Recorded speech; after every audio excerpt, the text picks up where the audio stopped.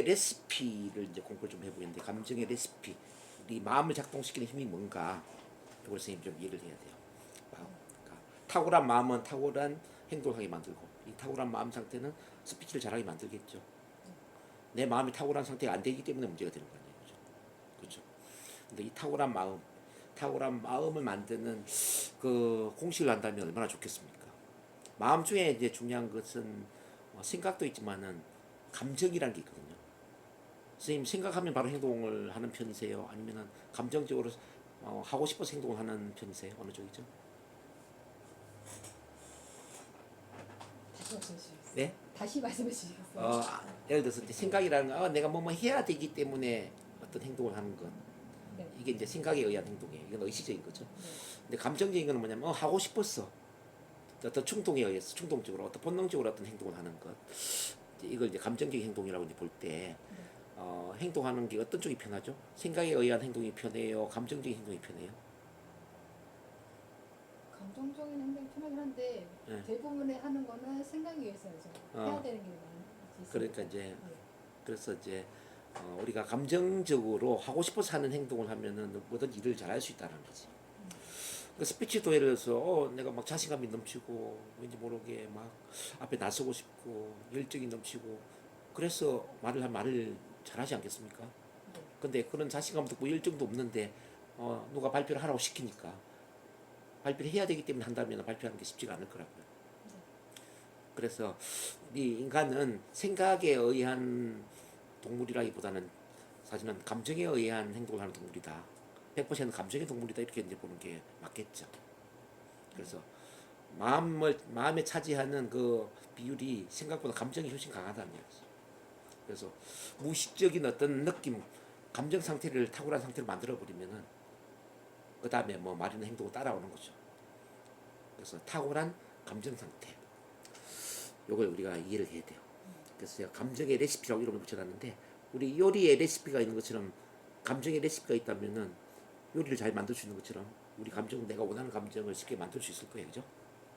그게 보면 이제 VAK라고 해서 초점, 두 번째는 말, 그다음 신체 활용법이라고 볼 수 있죠.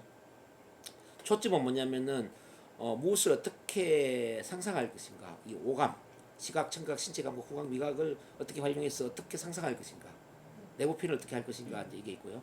그 다음에 일어난 사건이나 경험이나 또는 상황을 어떻게 해석할 것인가, 해석할 것인가의 문제. 그리고 질문을 어떻게 할 것인가의 문제, 질문.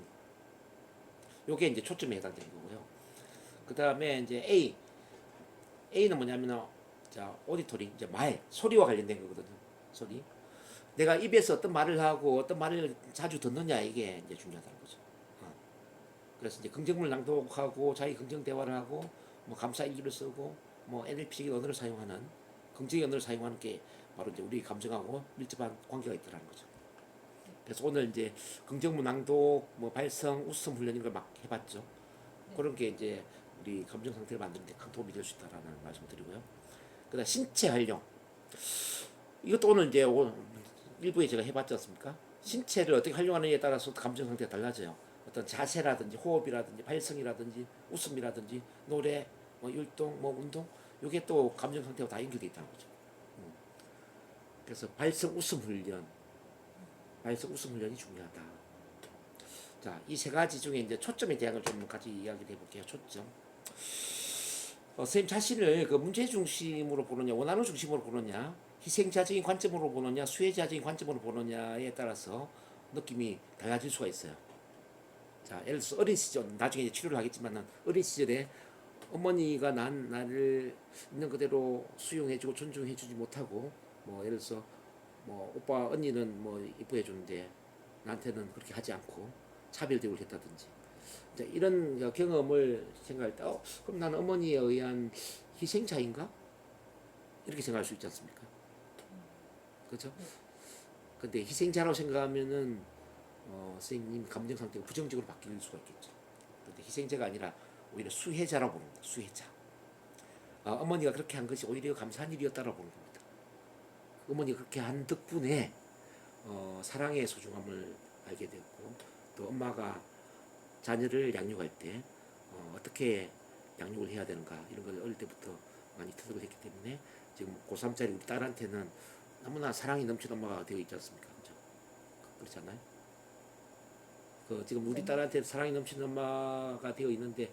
지금 사랑이 넘치는 엄마가 된 그 비결에는 그 이면에는 어릴 때 엄마한테 사랑받지 못한 그 경험이 들어있지 않을까요? 네. 없지 않아 있죠. 그렇죠. 어릴 때 그 엄마를 우리 엄마를 보면서 아 우리 딸한테는 저렇게 하지 말아야 되겠구나. 우리 딸한테는 사랑이 넘치는 엄마가 되어야 되겠구나. 이런 생각을 할 수 있지 않습니까? 네. 그래서 사랑이 넘치는 엄마를 만드는데 역할을 한 사람이 누구냐면 어릴 때 엄마라는 거죠. 그렇게 본다면 엄마에 의한 희생자가 아니라 엄마에 의한 수혜자라고 볼 수 있지 않을까요? 어떻게 생각하세요? 관점 달리 보면은 아 네. 그래서 이제 선생님이 이제 이렇게 어떻게 생각하느냐에 따라서 느낌이 달라진다는 거죠. 근데 이렇게 생각하는 게 선생님한테 유리할 수가 있어요. 이 세상에 어떤 악인도 없고 희생자도 없다 이렇게 보는 게 선생님한테 유리해요. 엄마는 그러면은 어떤 사람이냐? 악역을 맡은 조력자였다. 악역을 맡은 조력자. 이게 무슨 말이냐면은 악한 행동을 했지만 악인이 아니라 악한 행동을 통해서 선생님을 도와주려고 했던 분이라는 거죠. 어떤 걸 도와줬을까요? 영적인 성장을 도와주고요. 사랑의 소중함을 일깨워주고요. 사랑이 넘치는 엄마가 얼마나 소중한지를 일깨워주는 그런 이제 악역을 맡은 조력자였다는 거죠. 왜 그러냐면요. 우리는 그 반대를 경험하지 않으면 그 반대를 알 수가 없거든요. 사랑을 알기 위해서는 사랑 반대를 경험해야 된다는 거죠. 자, 미움을 받아보고, 저 원망, 억울함, 뭐 분노, 뭐 복수심 이런 경험을 함으로써 사랑의 소중함을 알 수가 있다는 거죠. 그러지 않을까요?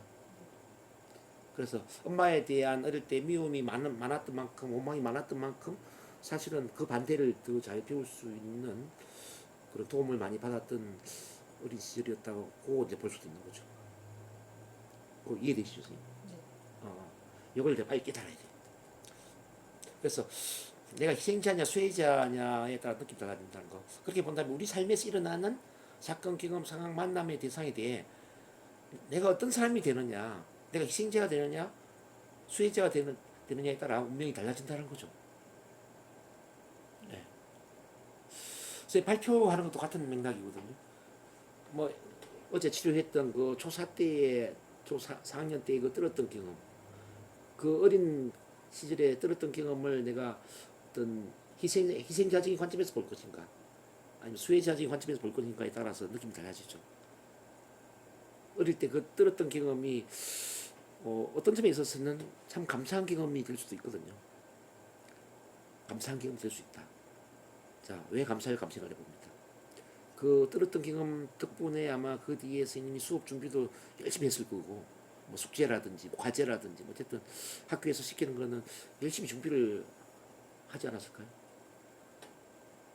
아마 공부를 더 열심히 하는 착한 학생이 되었을 것 같은데요. 그리고 이제 뭐 예를 들어 날짜별로 뭐 번호 지적해서 이제 낭독시키고 할 때 오늘 내가 또 읽을 수도 있다라는 그런 마음 때문에 책이라도 한 번 더 읽고 간다든지, 그래서 좀 준비를 철저히 하는 그런 사람으로 바뀌지 않았을까요? 그런 것들이 모이고 모여서 지금 선생님 공직생활을 하면서도 어떤 일에 대해서 철저히 대비하고 준비하는 그런 사람으로 성장했을 수도 있죠. 그래서 선생님이 12월 연말에 저한테 찾아온 것도 같은 맥락으로 볼 수 있지 않을까요? 지금 이제 이직하면서 이제 발령이 새로 나면서 발표를 해야 되는 그런 부서를 대비해서 발표 준비도 해야 되고, 그죠? 마음도 다시 추스려야 되고, 이런 준비 정신이 어디서 개발되었을까 한번 생각해 봅니다. 자, 준비 정신. 어떤 사람은 준비 없이 살거든요. 선생님이 철저히 준비해서 지금 인생을 살기 때문에 앞으로 실패 확률도 줄어들 것이고, 뭐 인생이 좀 더 안정적인 쪽으로 가지 않겠습니까? 그 힘을 어디서 배웠을까? 바로 제가 볼 때는 초4 때 그 들었던 경험에서 배우지 않았을까라는 겁니다. 그럼 초4 때의 그 경험은 희생자적인 경험이 아니라 어떻게 보면 선생님한테 큰 선물과도 같은 수혜자적인 관점에서 볼 수 있지 않을까. 어떻게 생각하세요? 네, 그렇긴 한데 그게 오랫동안 이제 누적이 되어 있는 상태니까. 네. 네. 그러니까 말씀하신 것처럼 이제 뭔가에 있으면 그 미리 이제 생각하고 이제 할 건 준비하고 하는 건 이제 하는데요. 근데 그 동안에 초등학교 때 이제 그 때부터 현재까지 쭉 누적되어 이제 세월의 시간에 그 안에서 이제 그러니까 이제 느꼈었던 그 그거는 좀 그래서 그런 관점으로 볼 수도 있지만 네. 제가 말씀드린 것처럼 정반대 긍정적인 관점에서 볼 수도 있다는 거죠. 역으로 이제 아예 긍정적으로 보려고 하면은 그쵸. 그래서 그것 때문에 내가 계속 힘들어서 누적된 그 긴장 떨림 때문에 발표 불안이 가중되고 그래서 내가 손해 본 것도 많다라고 이제 본다면 그건 희생자적인 관점이거든요. 선생님. 네. 그렇게 보면 제 마음이 부정적인 쪽으로 가는 거죠. 그래서 그렇게 보지 말고 이왕이면은 긍정적으로, 수혜자적인 관점으로 보자는 거죠. 아, 그게 오히려 좋은 경험이었다. 그 덕분에 좋아진 것도 참 많이 있었다라는 거죠. 우리가 이제 해석을 내리기 이전에는 어떤 경험이 완전히 좋은 것도 아니고 완전히 나쁜 것도 아니거든요. 근데 이거 우리한테 유리한 쪽으로 해석을 하기 위해서는 이왕이면은 긍정적인 쪽으로 보는 거죠. 아, 그것도 참 좋은 경험이었어. 그것도 감사한 경험이었어. 그 덕분에 내가 모든 것을 철저히 준비하는 사람으로 성장할 수 있어서 이게 더 낫지 않겠냐는 거죠. 그래서 그 초점, 관점을 어떻게 갖느냐에 따라서 느낌이 이제 달라지기 때문에 이왕이면은 아, 이것도 좋은 일이었다. 그것도 좋은 일이었다. 그것도 감사한 일이었다. 이렇게 보는 거죠. 우리 삶에 어떤 일이 일어나든지 간에 아, 이것도 좋은 일이었어. 이것도 감사한 일이었어. 라고 바라보는 훈련을 하다 보면은 마음이 항상 긍정적인 쪽으로 바뀌는 거죠. 그래서 치료할 때도 계속 그 관점을 만들어야 돼요. 그러니까 오늘 이제 엄마 치료도 하겠지만은 엄마가 이렇게 차별 대우하고 나를 눈물 나게 하고 억울하게 만든 그 엄마를 이제 이런 관점에서 용서를 해드려야 된다는 거죠. 나중에 이제 엄마랑 그것도 우리가 또 심리극도 하겠지만요. 어릴 때는 엄마가 미웠어요. 정말 날 차별 대우해서 나를 그렇게 또 모기장에서 장 안에 자겠다고 했는데 막대기로 나를 때리고 하는 게 엄마가 얼마나 원망스러운지 몰라요. 근데 이제 어른이 되어서 보니까 오히려 그런 엄마 덕분에 제가 사랑이 넘치는 따뜻한 엄마가 되었다라는 그런 생각이 들더라고요. 그래서 우리 딸한테는 절대 뭐라고 하지 않고 사랑이 넘치는 엄마로서 우리 딸과 친구처럼 잘 지내는 그런 엄마가 된 게 바로 어릴 때 우리 엄마 덕분이 아닌가 하는 생각이 듭니다. 그래서 이제는 엄마를 용서하고 또 이해를 합니다. 이제는 더 이상 엄마를 원망하지 않겠습니다. 오히려 엄마한테 감사하다는 마음을 전하고 싶습니다. 이런 식으로 이제 오히려 긍정적으로 이제 바꿔야 된다는 거죠. 그리고 이제 나중에 뭐 또 엄마도 뭐 또 어릴 때 그렇게 모질게 한 것에 대해서 미안하다고 사과하는 말을 또 하게끔 할 거예요. 어쨌든 이제 그런 과정을 통해서 선생님 내면 아이가 어릴 때 사랑받지 못했던 그 내면 아이가 아, 내가 오히려 그게 참 좋았었구나. 인생 전체를 보면 그게 참 감사한 일이었구나. 그렇게 이제 받아들일 수 있게끔 만들어야죠. 그래 마음이 달라진다는 거죠. 이제 해석하는 게 참 중요하고 질문이 또 중요하단 말이에요. 선생님 질문. 자, 질문은 뭐냐면 그 초사태 일로 인해서 좋아진 것은 무엇이 있을까? 초사태 그 떨었던 경험을 통해서 좋아진 부분은 뭐가 있을까? 자, 초사태 그 떨었던 경험을 통해서 내가 배울 수 있는 것은 뭐가 있을까? 초사태 그 떨었던 경험을 통해서 현재의 내 삶이나 내 미래의 삶에 어떤 도움이 될 수 있을까? 이런 질문을 하면 어떻죠, 선생님? 또는 그 엄마에 대해서도 이렇게 질문해 봅니다. 아, 어릴 때 나한테 모질게 대한 엄마로 인해서 도움을 얻을 수 있는 게 있다면 뭐가 있을까? 어릴 때 그 엄마로 인해서 현재의 내 삶이나 내 미래의 삶에 어떤 도움이 될 수 있을까? 이런 질문을 해보는 거죠. 그럼 머릿속에 어떤 생각이 들죠, 선생님? 좀 긍정적인 생각이 듭니까?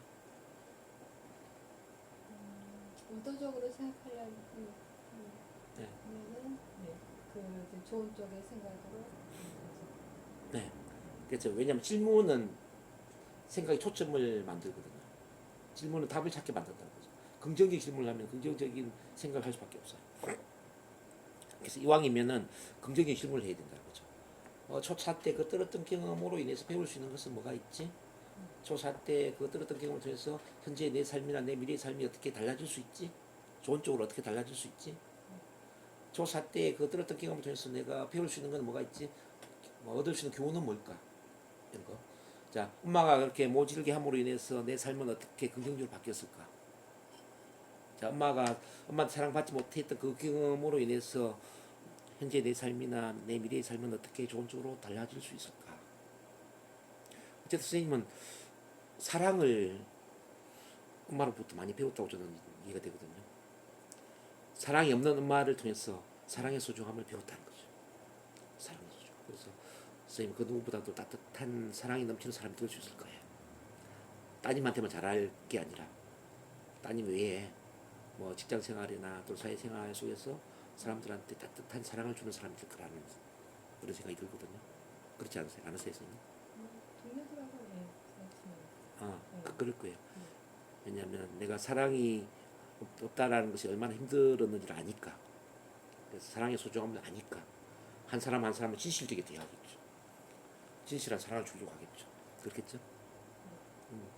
그래서 이제 이 질문을 그렇게 해야 된다는 거. 제가 이제 치료할 때도 계속 그런 질문을 하잖아요.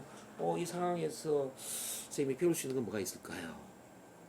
자, 어제 치료할 때 제가 그 질문 많이 했죠. 초4 때 이 들었던 경험이 정말 그 당시에는 힘들었겠지만은, 근데 인생 전반을 통해서는 그래도 도움이 되는 부분이 없지 않아 있을 거예요.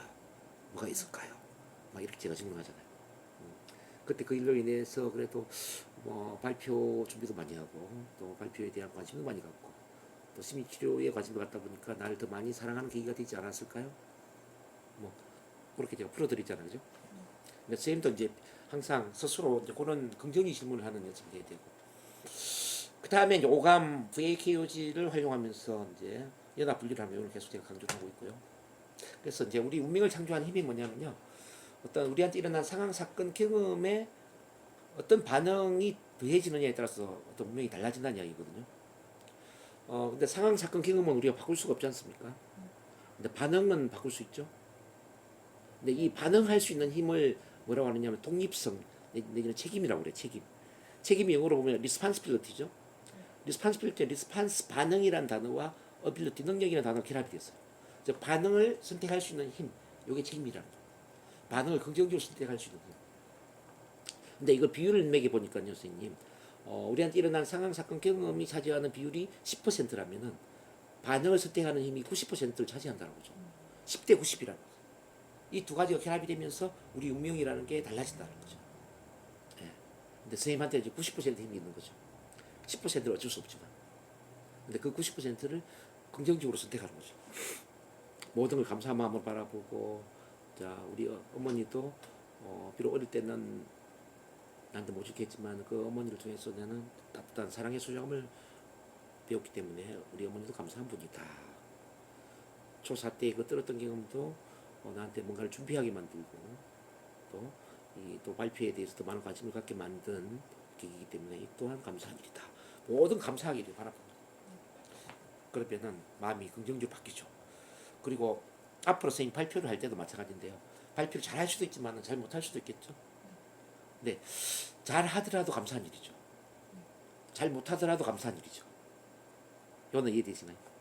잘하더라도 감사한 일이지만 잘하는 것도 감사한 일이지만 혹시 좀 긴장되고 떨리거나 발표를 못하더라도 감사한 일이라는 생각이 들 수 있을까요?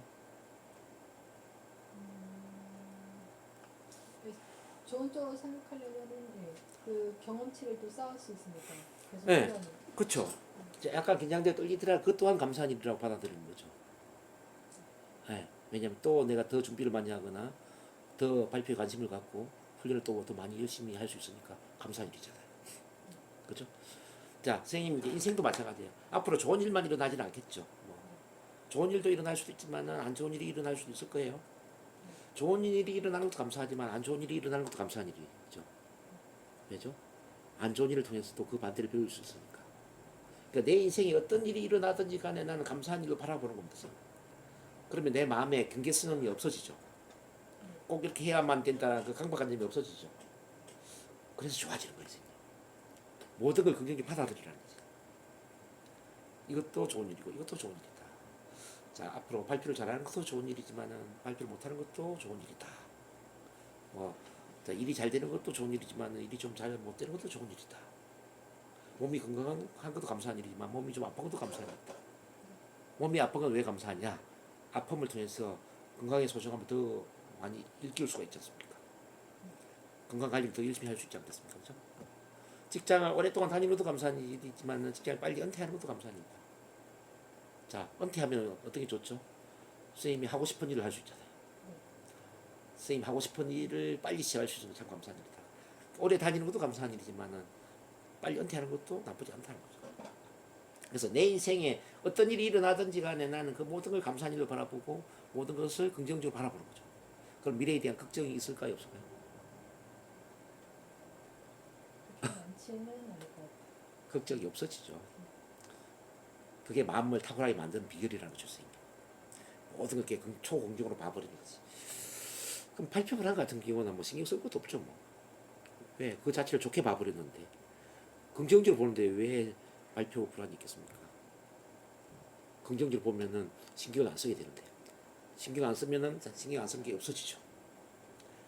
근데 이게 이제 궁극적으로는 어떻게 해서 좋아지냐면요. 모든 걸 긍정적으로 보고 모든 걸 감사한 일을 봐버리면은 감사할 일이 더 많아지는 거죠, 앞으로.